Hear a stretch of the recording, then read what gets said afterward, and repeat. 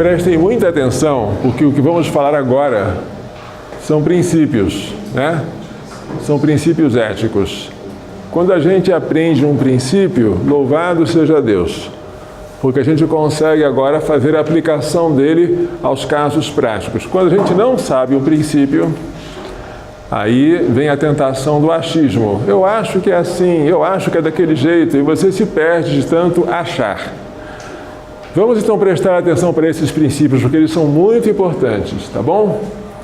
Um deles, vou apagar aqui a nossa gravidez ectópica para vocês não se desviarem. Um deles é o princípio do mal menor, tá? O mal deve ser evitado. Na impossibilidade de evitar todos os males, deve-se evitar o mal maior. Mas a tolerância para com o mal menor exige cuidado. Devemos distinguir o mal físico, como é uma dor, um arranhão, e o mal moral, que é um pecado. O mal moral é uma ação voluntária contra a razão, contra Deus que lhe deu a razão, contra a sua destinação última, que é Deus. O mal moral, ele é muito mais grave que o mal físico. Jamais ele pode ser praticado. O mal moral, por ser uma desordem no plano de Deus, nunca pode ser escolhido. Ele é sempre infinitamente maior que o mal físico. Um mal físico, como dar uma palmada em um filho, pode ser praticado para evitar ou corrigir um mal moral, uma falta grave cometida por ele. Um mal físico, uma palmada, para corrigir um mal moral, que foi uma falta que o seu filho cometeu.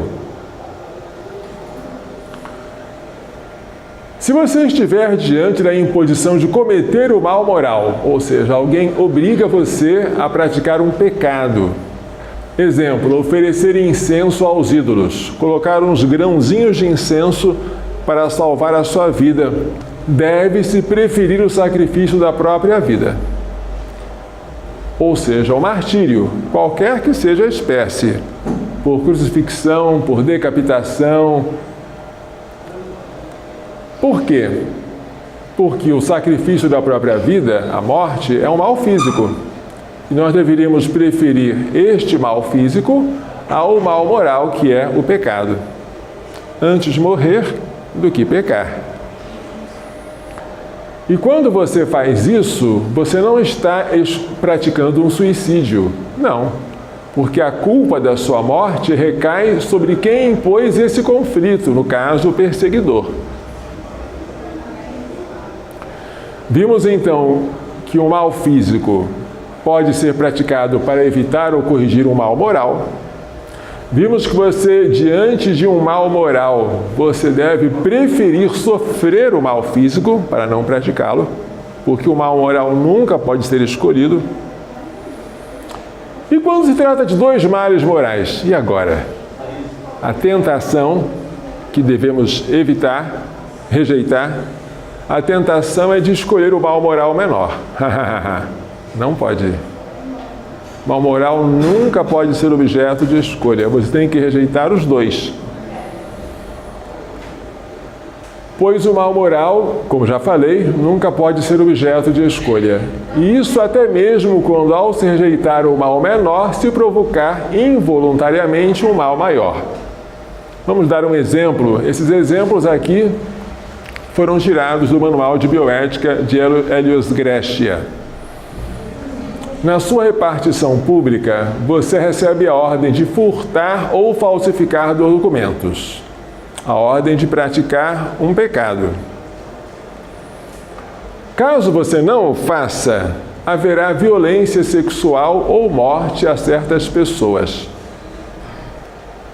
Como o furto é um mal moral, ele não pode ser praticado, ainda que dessa rejeição resulte como vingança males maiores. Se tais males vierem a acontecer, isso não seria imputável a quem decidiu não realizar o mal. eu não sou responsável pelas consequências más da minha não realização de um ato mal. Se eu não quis fazer um ato mal, e por causa desta minha recusa em praticar o mal, ocorreram outros males, maiores ou piores, não importa, eu não sou responsável por isso. 2 males morais não podem ser colocados nos pratos de uma balança. Ambos devem ser rejeitados. Não se pode justificar, por exemplo, uma mentira, por menor que seja, para evitar uma mentira maior, ou uma ofensa menos grave para evitar uma mais grave a uma pessoa. Vamos dar um exemplo errado da aplicação do princípio do mal menor. Pôncio Pilatos recebeu do povo, ou dos chefes do povo, o pedido de condenar Jesus à morte. Condenar Jesus à morte seria um pecado, um grande mal moral. O que foi que Pilatos resolveu fazer? Resolveu mandar flagelá-lo. Depois de flagelá-lo, eu o soltarei. Ele preferiu o mal moral menor para evitar o mal moral maior. Errado fazer isso. Diante de 2 males morais, você tem que rejeitar os 2. E como costuma acontecer, ele não só agiu errado por fazer isso, mas ele depois acabou cedendo ao mal moral maior que ele queria evitar. Acabou condenando Jesus também à morte. O exemplo que o Helios Grecia fala, ele é talvez anacrônico, fora de época, ou fora de lugar, ou as duas coisas, mas é um exemplo que ele dá no manual dele de bioética. O exemplo mais fácil e frequente é o do médico de família ou do ginecologista que se vê diante do dilema posto pelo paciente que pede a prescrição de contraceptivos para não pôr em prática a ideia do aborto, um mal maior diante da contracepção. Vamos supor, o que não é verdade, que os anticoncepcionais exigissem receita médica. E que chegasse um casal dizendo: doutor, prescreve para mim isso aqui, porque se o senhor não fizer isto, e se a minha esposa engravidar, nós vamos abortar. O que o médico faz? Para evitar o aborto, que é um mal moral maior, então eu vou receitar os anticoncepcionais. O médico não pode fazer isso. A eventualidade de um aborto, e se eles resolverem abortar, será que eu vou ter culpa? Não, o médico não vai ter culpa. Não seria imputável ao médico, especialmente quando ele tivesse explicado ao paciente que era amar tanto uma coisa como a outra e que existia um meio de evitar ambas as situações. Há meio de evitar o aborto, há meio de evitar a anticoncepção. Você não está entre dois males morais inevitáveis. Não está. Isso que vocês estão vendo aqui é uma balança. O que essa balança está fazendo? Está fazendo algo errado, que nunca se deve fazer. Medindo nos 2 pratos qual dos males é maior. O mal moral maior ou o mal moral menor. Não se pode escolher o menor entre 2 males morais. Tá? Isso aí é uma coisa que eu faço questão de repetir até inculcar na mente de vocês. Vamos lá. E se os 2 males não forem morais? Se os 2 males forem físicos? Bem, entre 2 males físicos, o que você prefere? Você prefere amputar o braço ou receber uma injeção? Bem, uma injeção é melhor, né? É um mal físico menor. Claro, você sempre deve, ordinariamente, preferir o mal físico menor. Quer se refira a outros, quer a si mesmo.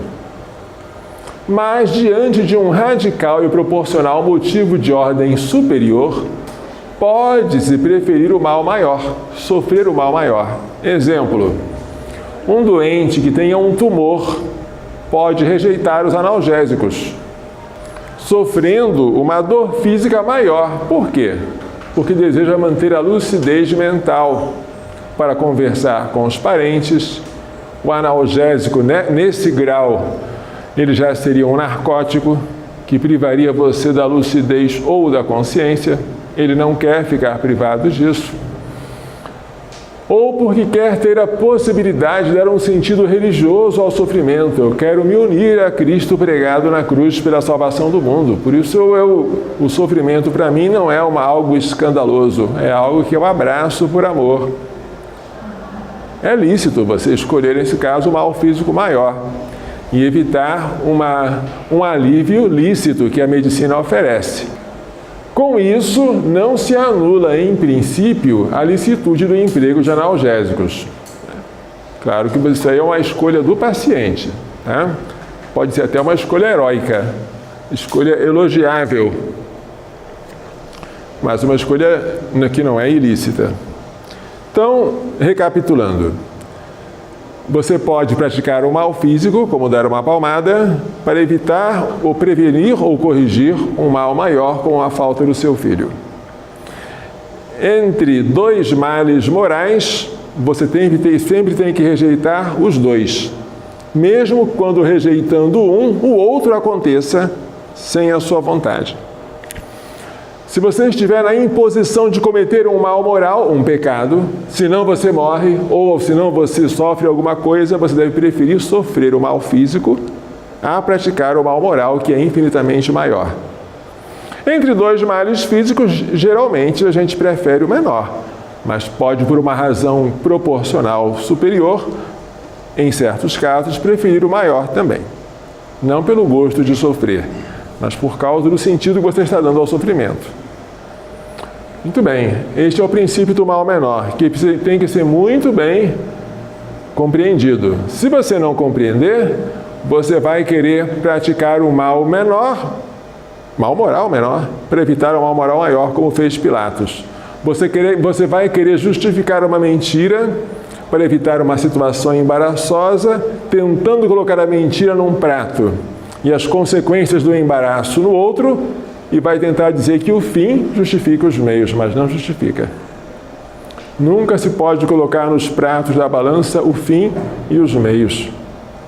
Põe-se nos pratos da balança os dois efeitos, bom e mal, de um mesmo ato. Agora o princípio terapêutico, ou o princípio da totalidade. Não é difícil de se entender, mas deve tomar cuidado também. As partes estão submetidas ao todo. É lícito, e às vezes até obrigatório, amputar-se uma das partes do organismo a fim de evitar a morte da pessoa. Pode-se extrair um braço que está gangrenado, um apêndice que está infeccionado, um útero que está canceroso, a fim de salvar o organismo. Algumas condições para a aplicação do princípio da totalidade. Que se trate de uma intervenção sobre a parte doente, ou que é diretamente a causa do mal, para salvar o organismo são, o organismo sadio. Não se pode, por exemplo, para salvar o meu corpo, amputar um órgão que não tem nada a ver, que está sadio e não está causando nada de mal para mim. Não posso fazer isso. Você pode amputar, extirpar, retirar um órgão doente ou que seja a causa direta do mal que você está sofrendo. Segunda condição, que não haja outros meios para fugir da doença, sem haver a necessidade de você extrair uma parte do seu organismo. Você não vai fazer uma operação para tirar o seu apêndice se você pode resolver o problema, por exemplo, com antibióticos. Que haja boa chance, proporcionalmente grande, de sucesso. Não vai fazer experiências à toa com o seu organismo. E que se tenha o consentimento do paciente. Você informa ao paciente: vamos tentar fazer isso com você. As chances estão essas, os riscos são esses. Você aceita? Aceito. Esta questão aqui, que é um candidato forte para a nossa prova, a mutilação de um órgão sadio, como a ligadura de trompas na mulher, né? Ou a laqueadura, mesma coisa, feita com o fim de evitar uma nova gravidez, que, com muita probabilidade, resultaria na morte da mãe e ou do bebê. Poderia ser justificada pelo princípio da totalidade? Esta pergunta já foi respondida pelo Papa Pio XII, porque este problema não é novo. Mas ainda hoje, esse problema permanece atual, porque muita gente tenta justificar as operações de esterilização com base nesse princípio da totalidade. A resposta é não. Embora você esteja praticando um ato com boa intenção, ele é mal em seu objeto. Por quê?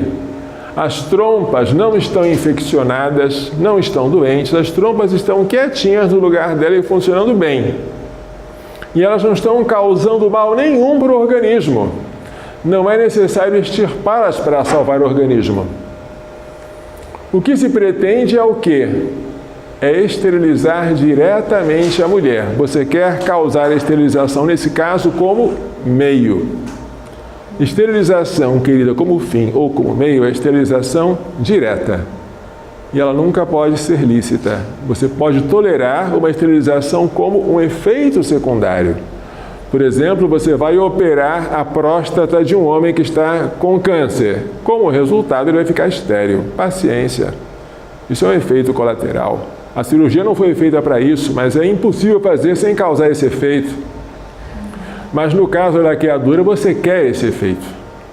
Você quer que a mulher fique estéril, isso é mal, com uma intenção boa, que depois ela não morra na gravidez seguinte, que ela não sofra um aborto na gravidez seguinte. A intenção é boa, mas o meio é mau.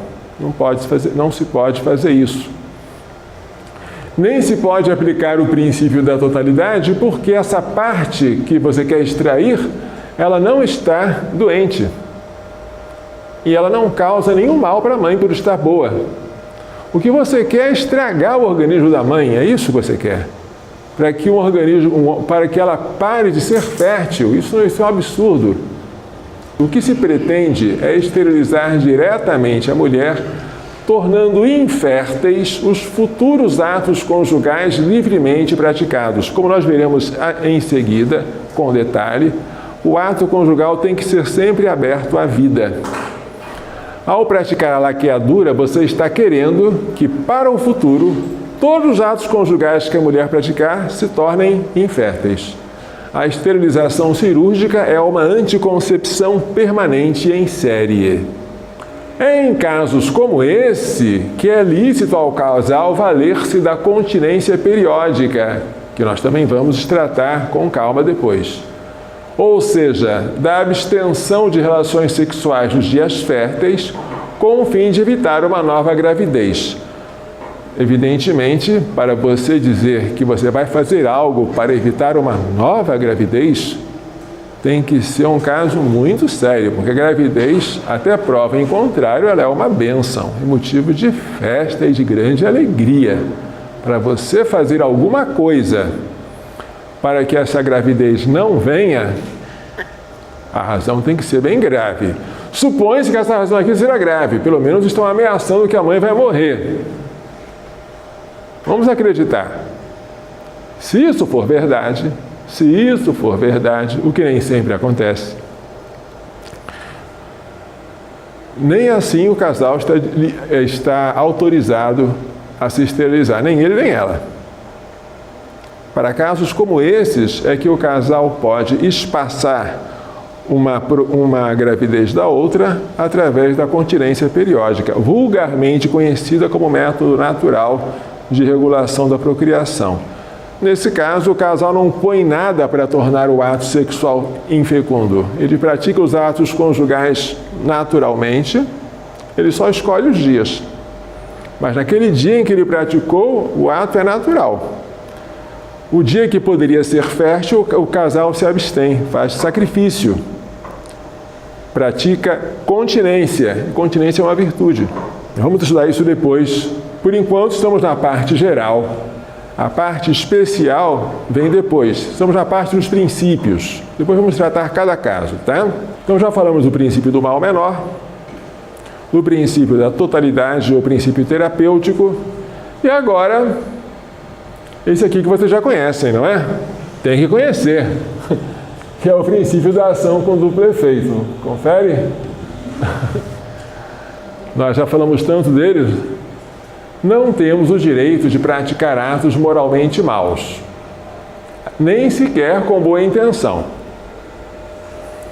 Mas, frequentemente, ao praticarmos um ato bom, olha só, gente, um ato bom, com um fim bom, com boa intenção, deparamos-nos com um efeito secundário mau. Olha só, o ato bom terá um efeito bom, querido pelo agente e decorrente diretamente do ato bom, mas terá também, inevitavelmente, um efeito secundário mau, não querido pelo agente, mas inevitável, porque decorrente diretamente do ato bom. Por exemplo, tomamos uma aspirina, ato bom, para curar a dor de cabeça, fim bom, mas sabendo que ela poderá atacar o estômago, efeito secundário mau. E agora? Podemos praticar tais atos que têm um duplo efeito, um bom e um mau? Sim, mas com algumas condições. O efeito bom não deve ser obtido por meio do efeito mau. Se o efeito bom for obtido por meio do efeito mau, então o efeito mau, na verdade, é um meio. Os dois efeitos não estão assim em paralelo, mas estão em série nesse caso. Se você pratica aqui um ato que tem um efeito mau, e desse efeito mau decorre o efeito bom, exemplo, você esteriliza a mulher, efeito mau. Mas também você tem um efeito bom, que é impedir a morte dela, supostamente. Vamos fazer de conta que é verdade. Então aqui, este efeito mau serve de meio. Mas o fim não justifica os meios. Então, nesse caso aqui, você não pode colocar balancinha aqui para pesar e dizer que esse compensa esse. Cuidado, porque isso é comum que se faça.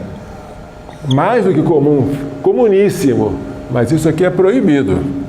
Não se pode pesar nos pratos da balança o meio e o fim.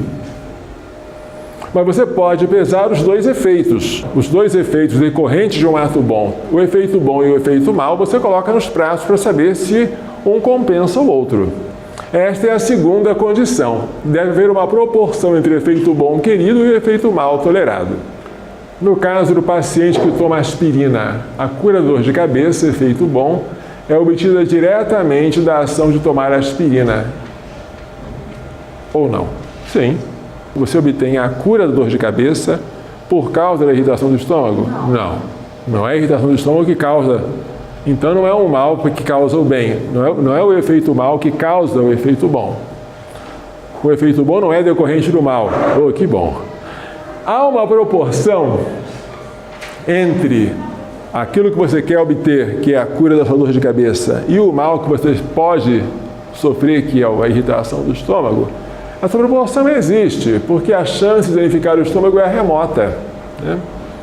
Especialmente se você ingere o comprimido com leite. Então, o efeito bom, que é a cura da dor de cabeça, é proporcionalmente superior ao possível efeito mau, tá? Então, você pode ingerir a aspirina sem problemas morais. E, aliás, você tem que fazer isso com praticamente todos os remédios. Porque qual remédio que você toma e que não tenha nenhum efeito colateral? Você tem que aplicar esse princípio não só na bioética, mas em várias situações da sua vida. Esse princípio da ação ou da causa com duplo efeito foi descrito de maneira lapidar pela Academia de Medicina do Paraguai, de 1996. Olha que coisa linda. Evidentemente, essa declaração foi escrita em espanhol, tá? Mas aqui está a traduçãozinha dela em português. Não comete ato ilícito o médico que realize um procedimento tendente a salvar a vida da mãe durante o parto ou em curso de um tratamento médico ou cirúrgico cujo efeito cause indiretamente a morte do filho, quando não se pode evitar esse perigo por outros meios.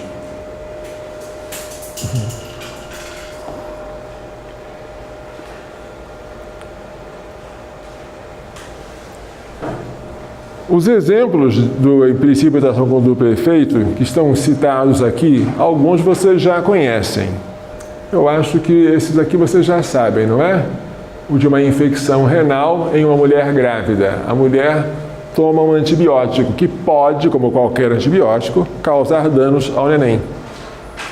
Mas o dano causado ao neném não será causa da cura da infecção renal. Ou será que é? Evidentemente que não, porque se a mãe não estivesse grávida, ela também tomaria o remédio. E se ela, em vez de tomar o remédio, ela causasse dano ao neném, ela não curaria a sua infecção renal. Então, o dano ou a morte do neném não é meio, nem é fim, mas é um efeito secundário. Existe essa chance de lesão à criança, mas é pequena. O tratamento é urgente, então o efeito bom, que é a cura da infecção renal, é proporcionalmente superior ao possível efeito mal. E não adianta você dizer aqui, não, eu quero fazer um ato de heroísmo, eu vou evitar tomar o remédio para o bem do meu neném. Cuidado! Não faça isso, porque isso pode ser loucura. Você tem que escolher, às vezes, o que pode ser arriscado para você e também para a criança, para o bem de ambos. Imagine se você morre de uma infecção junto com o seu neném, porque você não quis tomar o remédio. A medicina tem disso. E a vida tem isso também, né? Em diversas situações. Este é o caso do submarino que eu não vou repetir para não ser enfadonho. Um paciente sofre dores agudas de um tumor ósseo e para aliviá-las deve-se recorrer ao uso de morfina. Mas daí surge um efeito negativo, ou seja, o hábito que exige doses cada vez mais fortes para acalmar a dor e um possível abreviamento da vida e da resistência física do sujeito. Cada vez que se aplica morfina, mais o organismo fica dependente dela. Cada vez você tem que dar uma dose maior. Imaginemos, em tese, que esta aplicação de morfina em dose cada vez maior seja capaz de abreviar a vida do paciente. Note-se, você não está aplicando morfina para matá-lo. Mas você sabe que ao aplicar a morfina para aliviar a dor, pode acontecer que a vida dele encurte. Será que eu posso ou não posso fazer isso? O alívio da dor, que é o efeito bom, é obtido diretamente do uso da morfina.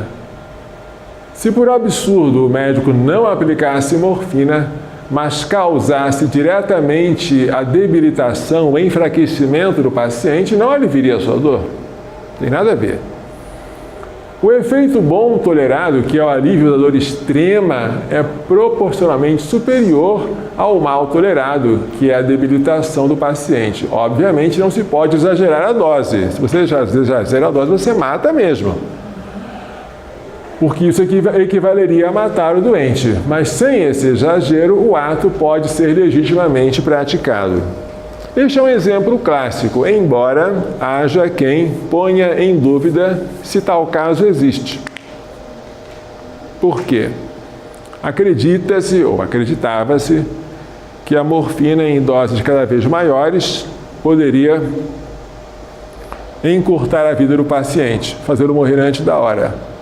Mas fez-se uma experiência de pacientes tratados com morfina e outros não tratados, e não se verificou uma aceleração no grupo dos que foram tratados com morfina.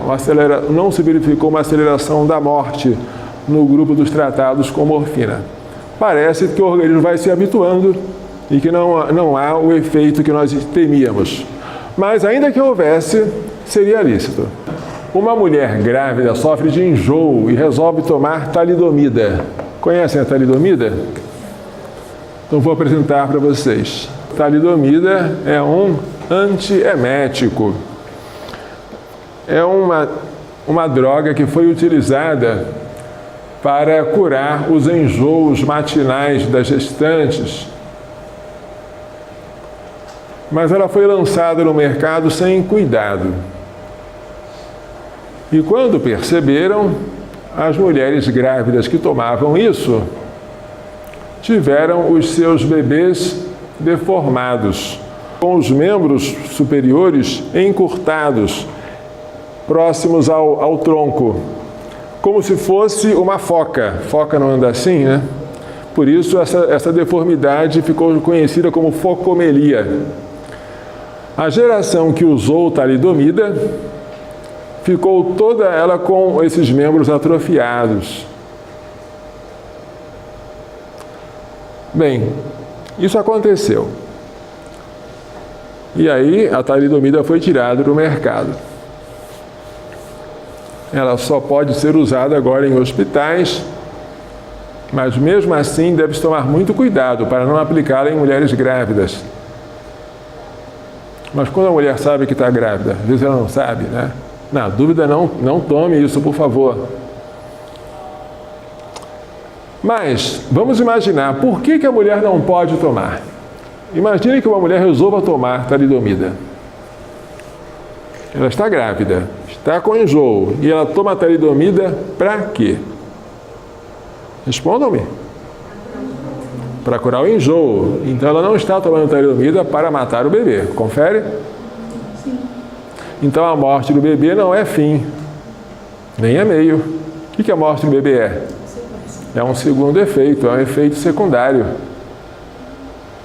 Então ela pode tomar? Não pode. Mas por quê? Não é porque ela está praticando um mal para daí obter um bem. Não é porque a cura dela, ou a cura do enjoo dela, passe pela morte da criança, ou decorra da morte da criança, ou decorra da deformação que a criança vai sofrer. Qual o motivo que impede a gestante de tomar talidomida? É o segundo requisito do princípio da ação com duplo efeito. Não há proporção entre o bem adquirido, que é a cura do enjoo, e o mal sofrido, que é a deformidade da criança. Certo? Então, uma coisa é você saber que não pode fazer. Outra coisa é saber por que não pode. Você tem que conhecer pelas causas. E tem que responder sabendo o que responde. Então, você vai perguntar, a mulher pode ou não pode tomar talidomida? Não pode. E agora vem outra pergunta mais importante. Por que não pode?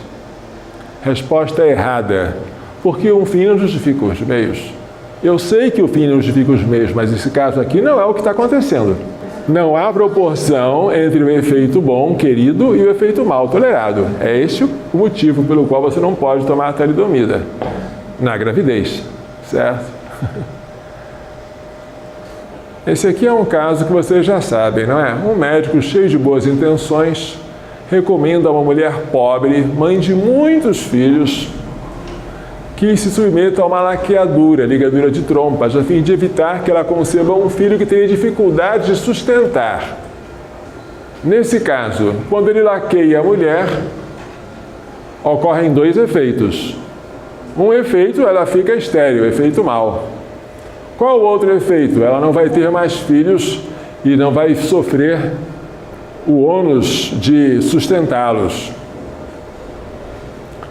Só que esse efeito bom decorre do efeito mal.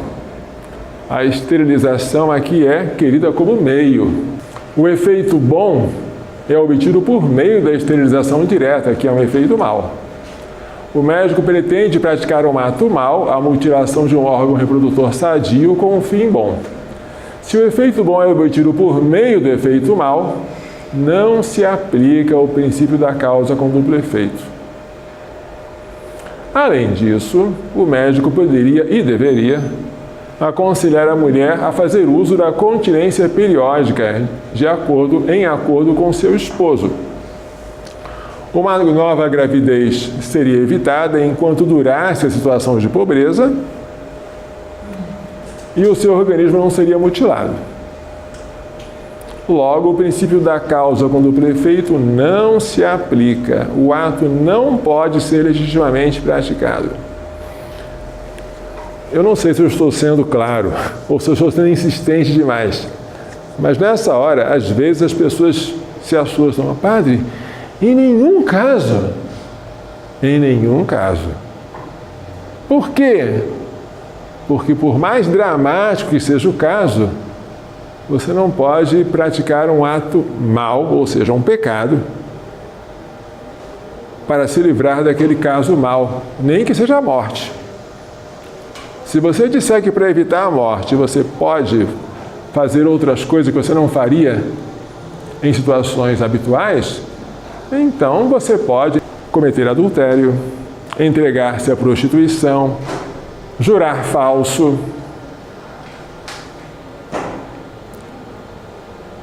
Tudo passa a ser relativo e não vai haver mais valores absolutos.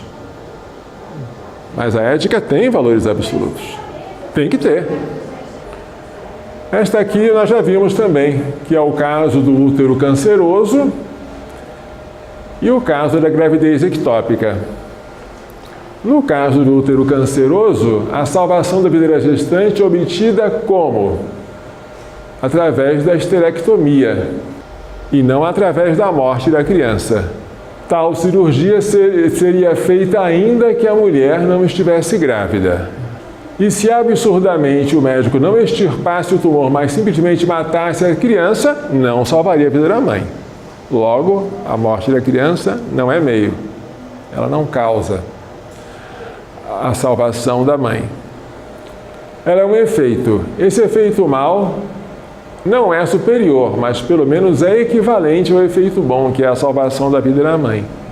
Logo, o ato pode ser legitimamente praticado, mas é um caso extremo. O médico deve, sempre que possível, esperar que a gravidez atinja uma etapa em que a criança possa ser retirada viva por cesariana e sobreviver, para só depois fazer a esterectomia. Por fim, esse aqui que nós já vimos, né? Uma mulher está com gravidez ectópica, fora do lugar. A criança, em vez de se implantar no útero, implantou-se na trompa de Falópio. E agora? Possivelmente, com o tempo, a trompa se romperá e a mulher sofrerá uma hemorragia. Possivelmente, 65% dos casos, isso não acontece. A gravidez evolui para um aborto espontâneo. E essa hemorragia exigirá uma intervenção médica. Será lícito remover a trompa contendo em si a criança antes da sua ruptura? Neste caso, a salvação da gestante, que é um efeito bom, é obtida por meio do efeito mal, que é a morte da criança. E isso se vê de duas maneiras. Primeiro, essa cirurgia de extirpar a trompa, retirar a trompa com o embrião dentro, seria feita se a mulher não estivesse grávida? Não seria feita. E além disso, se o médico simplesmente matasse a criança, deixando a trompa intacta, salvaria a vida da mãe? Salvaria. É o que se procura fazer com a salpingostomia linear e com o uso do metrotexato. Logo, tal intervenção não pode ser justificada pelo princípio da ação com duplo efeito. Tá? É o que nós tentamos falar na apresentação de slides que fizemos para vocês, sobre a não licitude da salpingectomia antes da ruptura tubária. Mas não precisa que você prove que é ilícito, basta que você convença que esta operação não é moralmente segura. Basta a dúvida para que você não possa praticá-la, porque você está diante de alguém na posse certa do seu direito, que é o neném.